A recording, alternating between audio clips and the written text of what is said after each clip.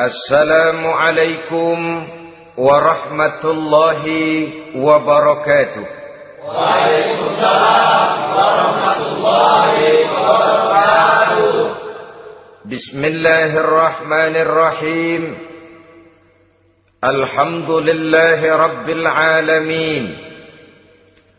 Wal aqibatu lil muttaqin. Wala udwana illa 'alal zalimin. والصلاة والسلام على أشرف الأنبياء والمرسلين سيدنا ومولانا محمد وعلى آله وأصحابه المجاهدين الطاهرين أما بعد. Saudara-saudara kaum muslimin rahimakumullah. Salah satu kelebihan makhluk bernama manusia, yaitu bahwa Allah subhanahu wa ta'ala menghiasi hidup manusia ini dengan syahwat atau yang lazimnya kita sebut sebagai hawa nafsu. Inilah tenaga yang merupakan daya dorong yang melahirkan dinamika dalam kehidupan manusia, yang menyebabkan terus-menerus terjadinya perkembangan dalam sejarah peradaban dan kehidupan manusia. Hawa nafsu bisa melambungkan seseorang kepada puncak kejayaan, dan hawa nafsu dapat menenggelamkan seseorang ke dasar jurang kehancuran yang paling dalam.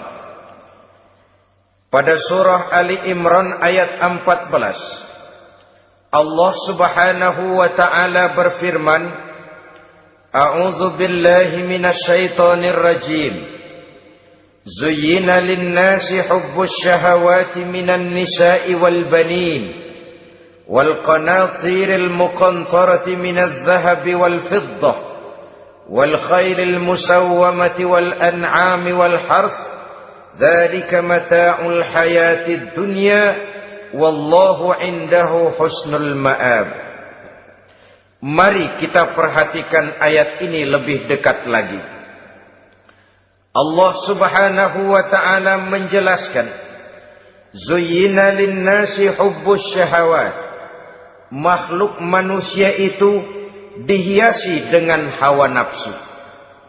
Dengan kata lain, hawa nafsu adalah perhiasan. Manusia tanpa hawa nafsu sama saja dengan orang yang tidak berhias, monoton, tidak mempunyai perkembangan dalam gerak kehidupannya. Tetapi kalau hawa nafsu adalah perhiasan, maka jika kita berbicara soal perhiasan, ada dua hal yang harus menjadi catatan pokok. Pertama, kapan satu perhiasan boleh kita pakai? Yang kedua, di mana perhiasan itu harus kita pakai? Kalau saudara berdandan rapi, pakai sepatu dengan kaos kaki, celana, jas, pakai dasi segala macam, tapi itu saudara lakukan pada saat saudara akan pergi ke WC, maka saudara sudah memakai perhiasan tidak pada waktu yang tepat. Begitupun sebaliknya, kalau jam tangan saudara pakai di kaki, kopiah saudara pasang di kaki, lalu sepatu naik ke atas jidat, maka saudara memakai perhiasan tidak pada tempatnya yang tepat. Demikian juga sifat yang bernama nafsu. Kapan dia boleh diperturutkan, di mana dia boleh disalurkan, adalah tugas daripada agama untuk mengatur syahwat atau hawa nafsu.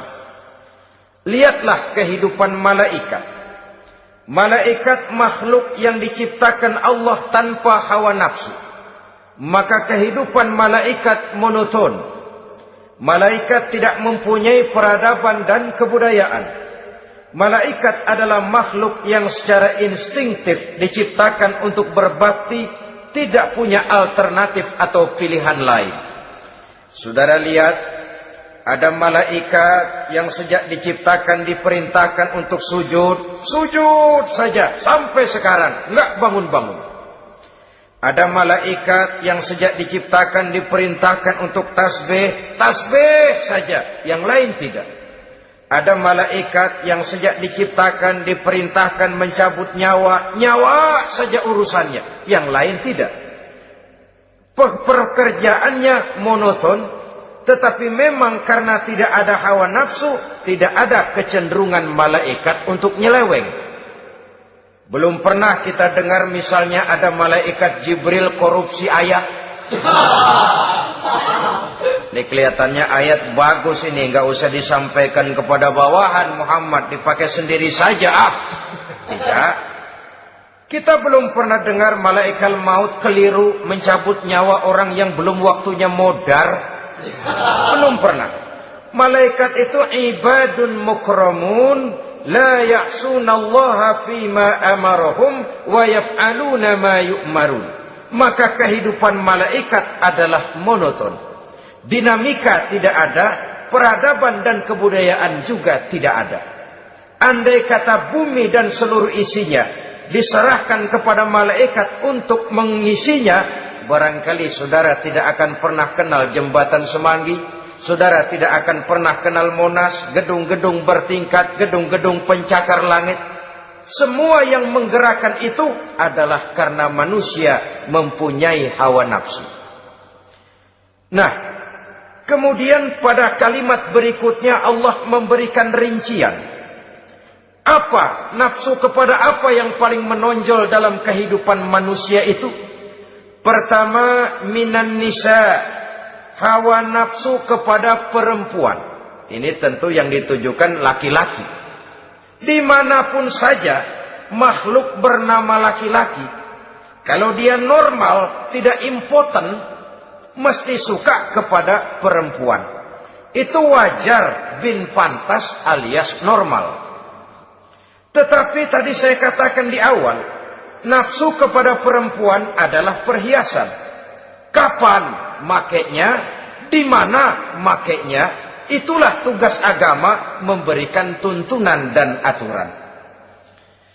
Saudara-saudara kaum muslimin rahimakumullah, nafsu kepada wanita dapat mengantarkan seseorang kepada puncak kejayaan, tapi nafsu kepada wanita bisa menenggelamkan seseorang ke jurang kehancuran.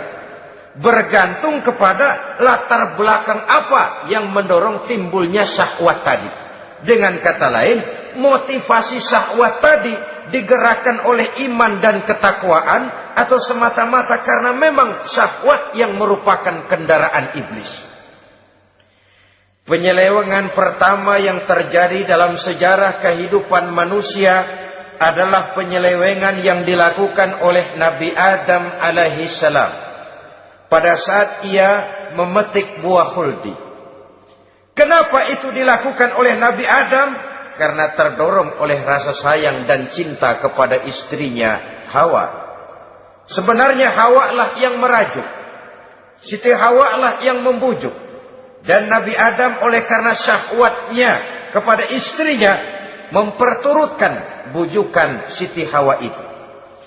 Peristiwa Nabi Adam ribuan tahun yang lalu akan terus relevan sampai ke zaman kita sekarang ini. Berapa banyak orang-orang yang karena terlalu ingin menyenangkan istrinya, lalu tidak segan-segan melakukan perbuatan-perbuatan yang menyimpang, baik itu merugikan orang lain, merugikan masyarakat, bahkan merugikan bangsa dan negaranya. Seorang pedagang tidak akan segan-segan menipu. Sebaliknya pun begitu. Tidak jarang wanita di dalam kelemahannya bisa menenggelamkan dunia. Seorang suami yang jujur, polos, lugu, sederhana bisa jadi koruptor ulung karena didorong-dorong oleh istrinya. Istrinya barangkali bisa saja dibakar-bakar oleh tetangganya. Suaminya jujur, sederhana, kepala bagian, tempatnya basah tapi melarat. Istri rupanya tidak sabar melihat gaya hidup yang makin konsumtif, persaingan yang makin tajam. Suaminya dikipas-kipasin. Kata istrinya, bang, tetangga sebelah kita lakinya pegawai kecil, bang, tapi gelangnya kayak pelek beca. Abang ini kepala bagian tidak bisa membelikan saya macam itu, percuma lah. Kata suaminya, ya bagaimana bu, gaji saya cuma segitu-gitunya. Ya namanya kepala bagian, apaan kayak sabet dulu. Kalau sudah berpikir ke arah ini, artinya sudah ngipasi suaminya untuk melakukan tindakan yang tidak wajar. Saudara-saudara kaum muslimin rahimakumullah, sejak zaman klasik sampai kepada zaman kita sekarang ini, kita melihat kecenderungan syahwat kepada wanita ini. Julius Caesar yang katanya gagah perkasa, ternyata tunduk di bawah kaki Cleopatra. Napoleon Bonaparte, the Lion of Europe, singa daratan Eropa, luas kekuasaannya, gagah perkasa tentaranya, kepada siapa dia tunduk? Ke bawah kakinya Margaret Josephine. Demikianlah di zaman kita sekarang, kita melihat di Jepang, betapa Perdana Menteri Uno didesak mengundurkan diri dari jabatan Perdana Menterinya oleh karena terlibat skandal dengan geisha. Kita juga melihat di Amerika betapa Senator Gary Hart dari Partai Demokrat yang masih muda, jenius, diharapkan masa depan Amerika lahir dari tangannya, terpaksa mengundurkan diri dari calon presiden oleh karena terlibat skandal dengan Donna Rice. Kita juga menyaksikan betapa parlemen dan kabinet di Inggris sempat geger oleh karena skandal Pamela Bordes, pelacur kelas kakap yang melanglang buana mencari sasaran-sasaran kakap. Ini adalah kisah kejatuhan yang diakibatkan oleh hubbus syahawat minan nisa. Oleh karenanya benar jika Nabi kita menyatakan an-nisa'u imadul bilad, wanita adalah tiang negara. Jikalau baik wanita, baik negara. Jikalau rusak wanita, hancur negara. Kalau syahwat kepada wanita cuma semata-mata karena syahwat, maka seorang laki-laki akan memandang wanita cuma sekedar alat pemuas hawa nafsu. Nilainya rendah. Sedangkan agama kita mengajarkan ma akraman nisa'a illa karimun wa ma ahanan nisa'a illa laimun, kata Nabi. Tidak akan menghormati kaum wanita kecuali orang-orang yang terhormat, dan tidak akan merendahkan derajat kaum wanita kecuali memang orang-orang yang rendah moralnya. Dengan kata lain, apabila syahwat minan nisa ini dilandasi dengan semangat iman dan ketakwaan, maka kehidupan Rasulullah sallallahu alaihi wasallam sungguh menjadi figur dan contoh dalam kehidupan kita. Perkawinannya bukan karena wajah yang cantik semata-mata, tapi lebih merupakan nilai ibadah kepada Allah Subhanahu wa ta'ala. Dengan demikian, kecenderungan kepada hubbus syahawat minan nisa dikontrol oleh nilai iman. Barometernya, tolok ukurnya adalah iman. Di zaman sekarang banyak kasus kawin campur yang pada akhirnya akan membingungkan kita sendiri. Padahal Al-Quran secara jelas dan tegas memberikan bimbingan. Orang itu kalau sudah, kata Imam Syafi'i, wa ainur ridha an kulli aibin kalilatun kama anna aina suhti tubdil masawiya. Mata kalau dibalut cinta dia buta terhadap nista, tapi mata kalau dibalut benci hanya melihat yang keji-keji saja. Biasanya cinta kepada wanita memang bisa menimbulkan dorongan yang positif, tapi juga bisa membuat seseorang buta sama sekali. Dorongan yang positif paling kurang dari segi penampilan. Coba lihat lelaki kalau lagi demen perempuan, lenjeh banget kan? Sisiran rambutnya rapi, teriskaan bajunya lancip, sepatunya mengkilat, kantong celananya tebel, perkara anduk isinya bukan soal. Yang penting kan gaya. Lalu dinamis, kreativitasnya ada saja timbul.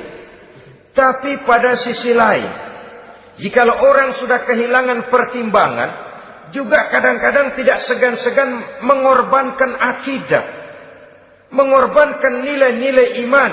Padahal ini taruhan utama, sampai Quran dengan tegas memberikan peringatan. Wala ammatun mu'minatun khairun min musyrikatin walau a'jabatkum. Perempuan budak yang hitam legam, kalau beriman, itu lebih baik untuk dinikahi daripada wanita cantik kulit kuning langsat tapi musyrik. Lebih baik budak yang hitam legam beriman daripada wanita cantik berkulit kuning langsat berhati bangsat. Tapi kita kadang kehilangan pertimbangan. Karena agama, karena cinta agama digadaikan. Karena cinta akidah terjual. Karena cinta keyakinan jadi korban. Ini semua penyakit yang datang dari hubbus syahawat minan nisa. Kecenderungan mengumbar nafsu kepada perempuan. Ini memang perhiasan, tapi bisa juga jadi bumerang dalam kehidupan manusia. Berapa banyak penyelewengan terjadi karena pengaruh wanita yang tidak bisa jadi bisa. Ini pengaruh di dalam kehidupan memang sedemikian besarnya. Sehingga saudara-saudara kaum muslimin, inilah yang perlu dikendalikan dalam kehidupan, kapan dan di mana. Kalau nafsu adalah perhiasan, kapan dan di mana perhiasan itu harus kita pakai, di mana dia harus kita tempatkan. Begitu juga yang menyangkut soal perempuan. Kapan? Ya kapan tentu kalau sudah nikah. Di mana? Yang jelas bukan di depan umum.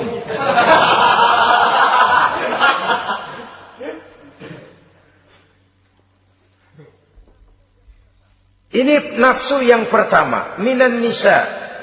Yang kedua, wal banin. Dihiasi juga manusia dengan kecintaan kepada banin. Makna banin di sini al-aulad, anak-anak laki. Kenapa disebut banin, anak-anak laki? Karena pertama, sering anak laki itu lebih jadi kebanggaan buat orang tuanya ketimbang anak perempuan. Sebabnya apa? Pertama, faktor nasab. Silsilah lebih kuat kepada laki-laki ketimbang perempuan. Yang kedua, faktor cita-cita. Orang tua kalau punya anak laki-laki, cita-citanya panjang. Nak, kau nanti jadi dokter ya. Nak, jadi insinyur ya. Nak, jadi pilot ya. Nak, jadi pengusaha ya. Nak, jadi presiden ya. Tapi kalau dia punya anak perempuan, paling, ya nak, mudah-mudahan nanti kamu dapat jodoh orang baik nak. Dapat jodoh orang soleh. Saudara-saudara, yang ketiga, anak perempuan itu kalau sudah berkeluarga biasanya pindah kepada lingkungan keluarga lain. Sehingga orang berkata, punya anak perempuan banyak sebenarnya seperti agen. Artinya ada yang mau bawa, kan gitu. Ada yang minta, ambil. Ada yang berminat, buntel. Paling dia nengokin orang tuanya ya lebaran. Ya syukur kalau sebulan sekali atau seminggu sekali. Tapi minimnya kan lebaran. Dengan demikian dari garis nasab ini lebih kuat al-banin ketimbang al-banat. Manusia dihiasi dengan kecintaan kepada anak-anak. Sering karena terlalu cinta kepada anak, kita menjerumuskan anak. Terlalu sayang kepada anak, segala maunya kita perturutkan tanpa kendali dan kendala. Akhirnya sifat yang demikian itu malah mendorong anak untuk manja, tidak percaya kepada kemampuan yang dimilikinya, selalu mengandalkan kepada kebesaran, kemampuan daripada orang-orang yang dibanggakannya itu. Dan dalam kondisi demikian, kedewasaan dan tanggung jawabnya akan lambat berkembang. Maka Allah Subhanahu wa ta'ala memperingatkan bahwa harta dan anak bisa menjadi fitnah. Dalam ayat lain Allah juga memperingatkan, ya ayyuhalladzina amanu la tulhikum amwalukum wa auladukum an dzikrillah. Wahai orang-orang yang beriman, jangan sampai hartamu dan anak-anakmu memalingkan kamu daripada mengingat Allah. Jangan sampai kesibukanmu kepada anak dan harta benda menyebabkan kamu sampai lupa mengingat Allah Subhanahu wa ta'ala. Berapa banyak manusia yang tenggelam dengan melupakan Allah, jauh dari agama, jauh dari tuntunan syariat, oleh karena disibukkan oleh persoalan anak dan persoalan harta benda. Maka satu-satunya jalan, jikalau kita tidak ingin anak kita sampai memalingkan kita daripada mengingat Allah, nilai-nilai keimanan harus ditanamkan kepada mereka sedini mungkin. Dengan bekal ini, maka mereka, anak-anak kita, insya Allah tidak akan membuat kita orang-orang tua ini berpaling daripada mengingat Allah, berpaling daripada kehidupan beragama. Memang karena anaklah kita orang tua peras keringat banting tulang, pergi pagi pulang sore cari nafkah. Karena anaklah kita orang tua, kepala jadi kaki, kaki jadi kepala. Asal mereka bisa menikmati hari depan yang lebih baik dari yang kita nikmati sekarang ini. Tapi berapa banyak juga orang-orang tua yang tidak sadar akan amanah berupa anak ini. Mereka lalai, mereka bersikap masa bodoh, padahal tidak akan ada yang tidak dipertanggungjawabkan di hadapan Allah Subhanahu wa ta'ala. Orang tua bisa mendapat pensiunan pahala kalau anaknya tumbuh menjadi anak yang soleh. Tetapi orang tua pun bisa saja masuk neraka karena anaknya menjadi anak yang kurang ajar dan orang tuanya sama sekali tidak pernah memberikan pendidikan yang sebagaimana mestinya. Saudara-saudara kaum muslimin rahimakumullah, kita tentu berharap memperoleh pensiunan pahala dan bukan mendapat tambahan dosa dari kekurang ajaran anak-anak kita akibat kita sebagai orang tuanya tidak pernah mau mendidik mereka. Dalam hadis ada diriwayatkan, ada anak kurang ajar, sembahyang tidak, puasa ibadah tidak, kenal Allah tidak, beriman pun tidak, dosa kelewat banyak, kejahatan berkarat. Di akhirat nanti disidang dia, ditanya, kamu kenal siapa Tuhanmu? Tidak. Kamu tahu siapa nabimu? Tidak. Kitab sucimu apa? Tidak tahu. Kiblatmu di mana? Tidak ada. Kamu sholat? Tidak pernah. Kamu puasa? Tidak pernah. Wah, kalau begitu kamu rusak sekali. Kamu neraka. Anak ini mengajukan protes. Saya menuntut keadilan. Benar saya tidak kenal siapa Tuhan saya. Saya tidak tahu apa kitab suci saya. Saya tidak pernah mendirikan sholat. Tidak pernah melaksanakan puasa. Pendeknya tidak ibadah dan tidak iman. Tapi semua itu terjadi. Sebab-sebabnya tidak lain karena orang tua saya tidak pernah mendidik dan mengajarkan saya. Orang tua saya tidak pernah mengarahkan saya ke jalan itu. Sampailah saya seperti keadaan yang sekarang ini. Orang tua saya enak-enakan ngaji, saya teler diantepin aja. Orang tua saya memegang kitab, saya megang botol. Dia tahu, dia diam saja. Dia tahu dan dia tidak memberikan peringatan. Karena orang tua saya lah, maka saya jadi seperti sekarang ini. Kalau saya harus masuk ke dalam neraka, saya menuntut keadilan agar orang tua saya juga ikut bersama saya gabung ke dalam neraka. Orang tuanya yang baik-baik dipanggil, Sudah mau berangkat ke surga nih orang tua, dipanggil, "Ntar dulu mas, ini dulu." Mau kemana, kancang banget? Surga pak. Nanti dulu, urusan belum beres. Ini benar anakmu ini. Dilihat anaknya. Iya anak saya ini. Waktu di dunia nggak pernah diajari ngaji, nggak pernah. Sampai dia nggak kenal Tuhannya, nggak kenal nabinya, nggak kenal kiblatnya, nggak kenal kitabnya. Iya. Dia sembahyang, kamu dia nggak sholat, kamu diemin aja. Iya kali. Kenapa pakai kali? Yang benar ngomong mas. Ramadan dia nggak puasa, kamu nggak tegur, kamu diam saja. Iya. Wah, kamu nggak tanggung jawab. Kamu tahu anak itu adalah amanah. Menyia-nyiakan amanah adalah khianat. Khianat adalah dosa besar. Jadi bagaimana saya? Ya kamu gabung sama anakmu, join ke neraka berdua bareng. Lantaran kamu tidak mau mendidik mereka, anak-anakmu, maka jadilah anak-anakmu seperti sekarang ini. Saudara-saudara kaum muslimin rahimakumullah.